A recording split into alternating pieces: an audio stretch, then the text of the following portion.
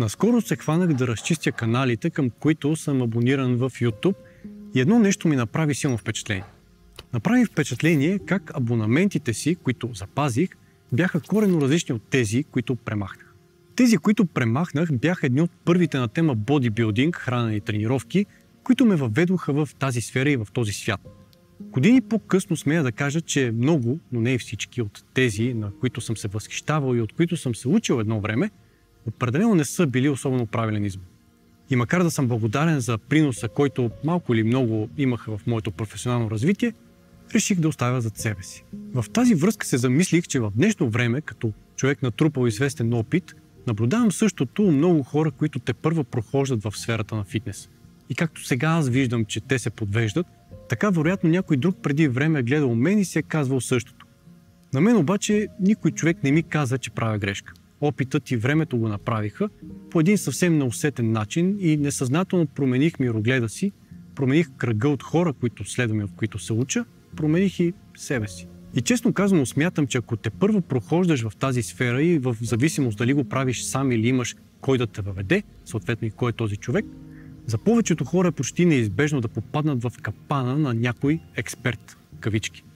Така наречените фитнес гурута. Защо е почти неизбежно, ще опитам да обясня в следващите няколко минутки, но същевременно споделям всичко това с цел да опитам да помогна с някои практични съвети, които да минимизират риска това да се случи и при вас. Един общ признак, който имаха каналите и хората за тях, за които се бях абонирал, беше, че всички имат страхотни тела. Големи мускули и изключително нисък процент телесни мазнини, в степен, в която аз и много други хора могат само да мечтаят. Мисля, че това е първото нещо, което най-силно привлича начинаещите и незнаещите. След като прегледах някои от видеята на тези канали и хора, забелязах, че за разлика от преди, сега не съм съгласен с повечето, което споделят като информация. Казвам в прав текст, смятам, че говорят пълни тъпоти. И не мога да не се сетя за мъдростта, по дрехите посрещат, по ума изпращат. Това, за съжаление, е много често срещано в много аспекти и сфери на живота, но също така и в сферата на фитнес. В бодибилдинг и фитнес средите, дрехите се явяват мускулите и телата на хората. Колкото по-големи мускули има някой, колкото по-атлетична визия, т.е. колкото по-лъскави дрехи има, толкова по-знаещ и можещ трябва да бъде. Нали така? За съжаление не. И пример са десетките професионални бодибилдери, на гърба на които се крепи познатата ни бронаука. И докато бронауката беше типична и стартира в едно друго, по-старо време, то модерното ни общество и социалните мрежи направиха нещата още по-объркващи и подвеждащи.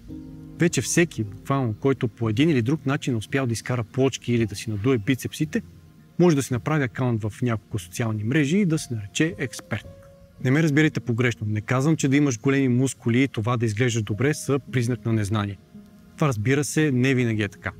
Казвам само, че това определено не трябва да е първият признак, по който човек да избира кой да следва, на кой да вярва и от кой да се учи. Факт. Много хора са постигнали такава визия с много труд и упоритост, но много от тях просто са спечелили от генетичната лотария или пък използват сериозни количества помощни вещества. Много, наистина много световни признати учени и треньори имат посредствена визия и резултати, но за сметка на това успяват да постигнат удивителни резултати с хората, с които работят. Затова и смятам, че да съдиш за експертизата на някой, способността му да ти помогне по неговата външност, е може би най-голямата грешка, която някой може да направи.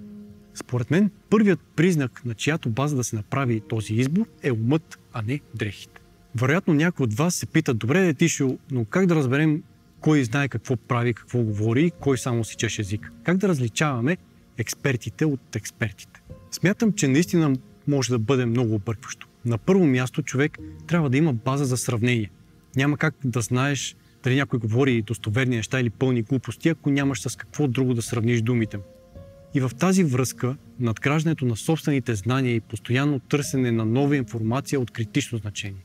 И тук идва този неизбежен за много хора момент, в който ще попаднат в капана на някой сладкодумен празнодумец. Защото първоначално, когато не разполагаш съзнания, дори да имаш желанието да се учиш, няма как да знаеш кое е вярно и кое не. Освен ако някой не те въведе в тази среда и, разбира се, приемем, че този някой не е от експертите в кавички, то е много вероятно първоначално, без да искаш да стъпиш на криво, може би дори няколко пъти. Но това е пътят на хората, търсещи знания. За себе си мога да кажа, че минах сам по този път, тъй като нямаше кой да ме въведе. Да, екипът на BB Team ми помогна много, но на по-късен етап, когато вече имах изградени основи. Работата ми в BB Team помогна да стигна до текущия момент, в който мога ясно да осъзная как първите ми стъпки не са били особено правилни. Та, ако и вие стартирате сами от самото начало, според мен е неизбежно по пътя си да не попаднете в един или дори повече гуру капани. И според мен това не бива да ви притеснява. Обаче, наистина много важно според мен, независимо от дали и в кои капани попадате, никога да не спирате да търсите начин да обогатявате знанията си. Никога не приемайте, че прочитайки или чувайки нещо, това е единственото, което трябва да знаете и няма нищо друго, което да научите. Винаги гледайте на нещата критично и търсете още по темата. Експериментирайте. По този начин във времето, както при мен, лека по лека ще започнете да отсявате зърното от плявата. Този съвет обаче е валиден за хората, които имат желанието да обогатят знанията си. Това са така наречените фитнес ентусиасти. Много хора обаче нямат желанието да придобиват особено много знания. И това до някъде разбираем. Техните приоритети и цели в живота не са да стават фитнес експерти.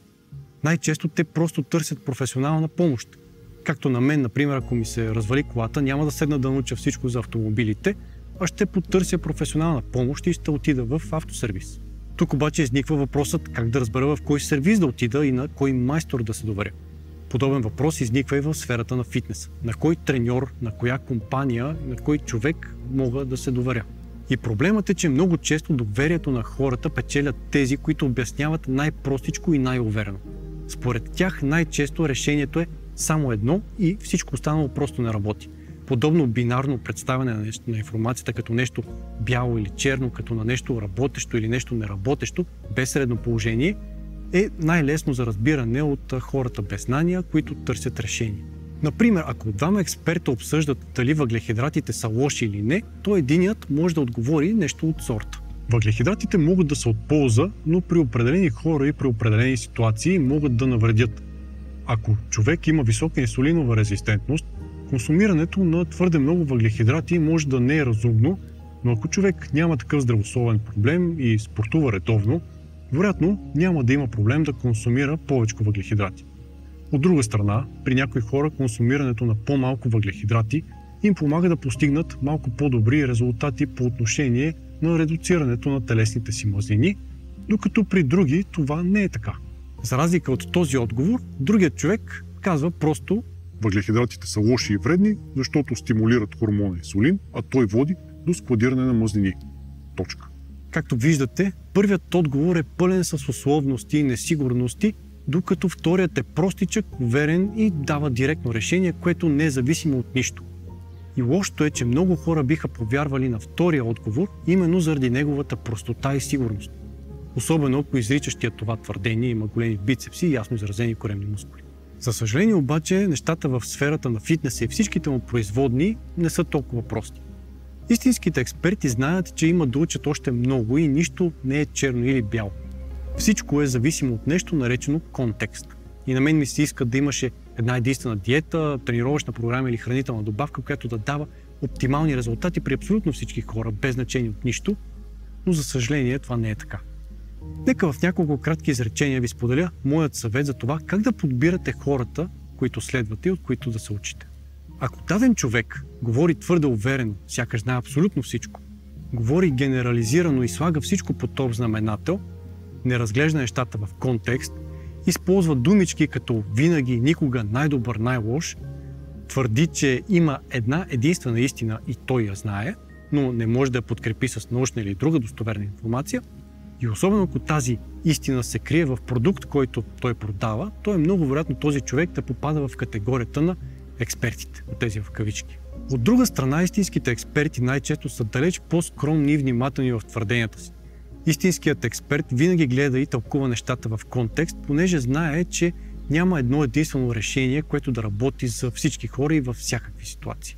И не на последно място по важност, истинският експерт не се страхува да изрече думичките «не знам». Той постоянно търси начин да обогатява знанията си и е готов безпристрастно да променя вижданията и вярванията си. Един от най-сигурните начини да разпознаете един експерт в кавички, ако той ви каже, че задължително трябва да правите кардио, за да отслабнете. това е най-широко разпространената заблуда, в която все още твърде много хора вярват.